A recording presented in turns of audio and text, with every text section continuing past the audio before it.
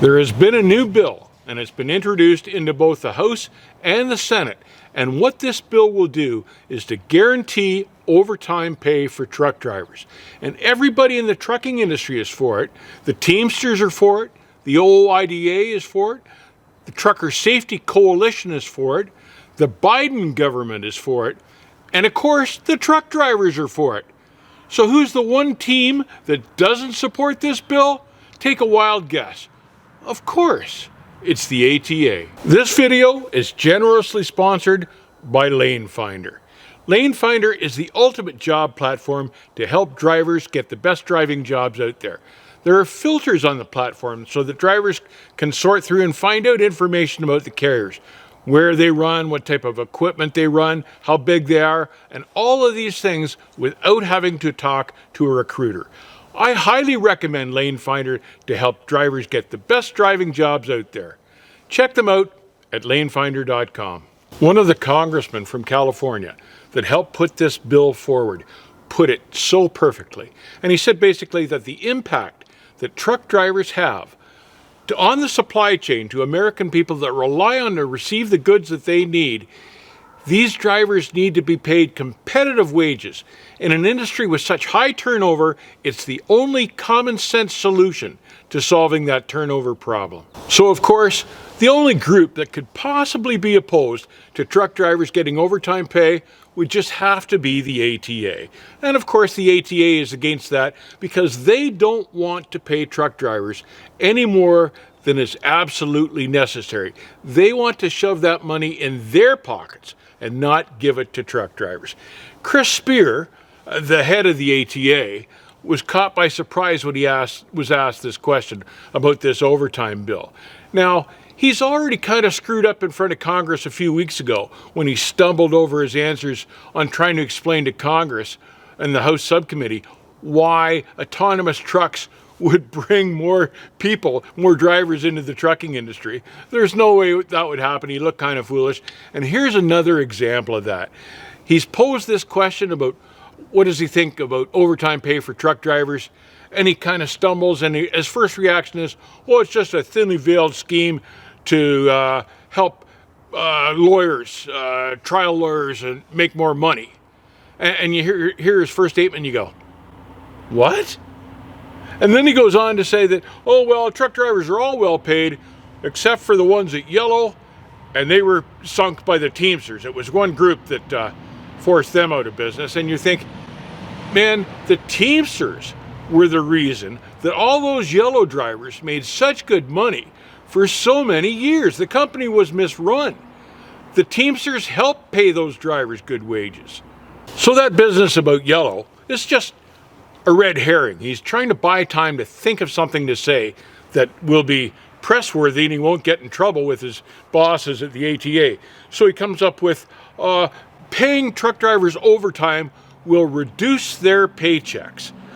And you think, no, Chris, it's not the way it works. When you get overtime pay, it increases truck drivers' payments. Now, Mark at Trucking Answers had a really good video on this, and I encourage you to check that out. It's worth watching.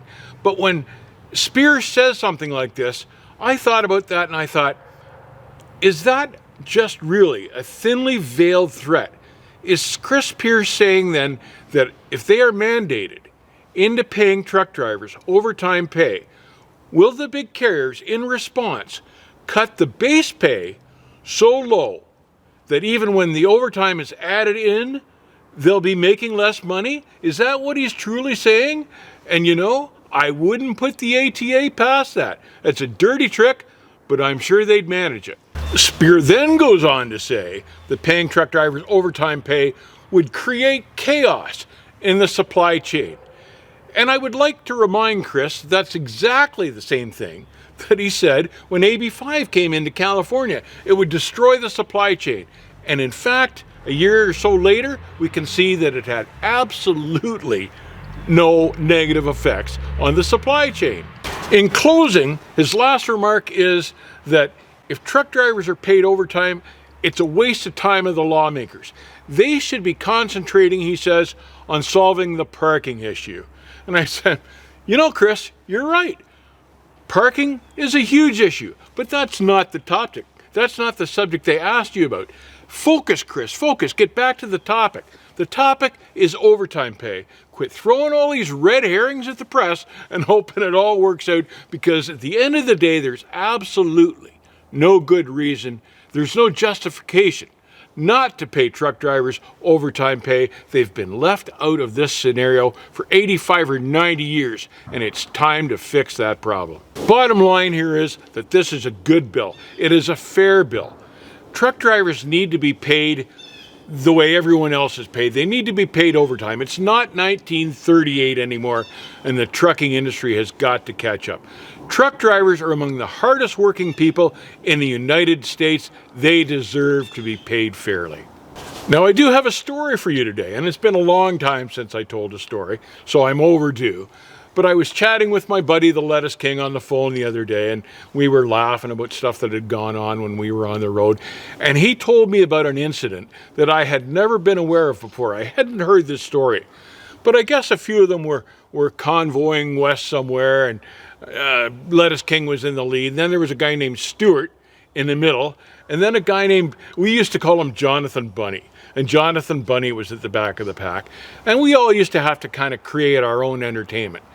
So Stuart had these big monstrous firecrackers, and he didn't tell anybody about it. He just put his window down, lit one in the cab, and kind of tossed it out. So nobody knew. All of a sudden there's a big explosion right in front of Jonathan Bunny's truck, and he goes, rah, rah, gets on the CB, mutters and screams, and pulls on over. He thinks he's blown a steering axle tire, something like that. Checks the whole truck over. Nobody says a word. 5 minutes later, Jonathan Bunny's roaring up behind the convoy again. Nobody says anything. He says, Jonathan Bunny says, oh, nothing wrong, couldn't find anything wrong. 5 minutes later, Stuart lights another one. Just flicks it out the window casually. Nobody notices. Bang! In front of Jonathan Bunny's truck again. Goes, rah, rah, rah, rah, rah. Wheels over to find out. He knows there's something wrong at this point. Can't figure out what it is. He knows there's a big bang, but he can't find out where it's coming from. Races back up to the convoy and catches up again. And this goes on twice more.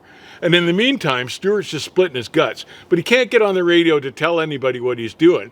But everyone's enjoying the fact that Jonathan Bunny keeps carving to the side of the road, going from 80 to 0 in about 5 seconds flat, running around the truck to try to find a problem, then burning fuel, running triple digits to catch up to the convoy because he doesn't want to be left behind. And this went on for miles before Stuart finally came out and said, oh, it's just, just me tossing firecrackers out, John. So then John was so ticked off he didn't talk for the next 200 miles. I thought it was a funny story. Lettuce King said he sure got a kick out of it when it was going on anyway. But there's my story for the day. As far as this overtime bill is concerned, it deserves to pass. It needs to pass. It's a good bill. It is just the right thing to do. Stay safe, keep the rubber side down.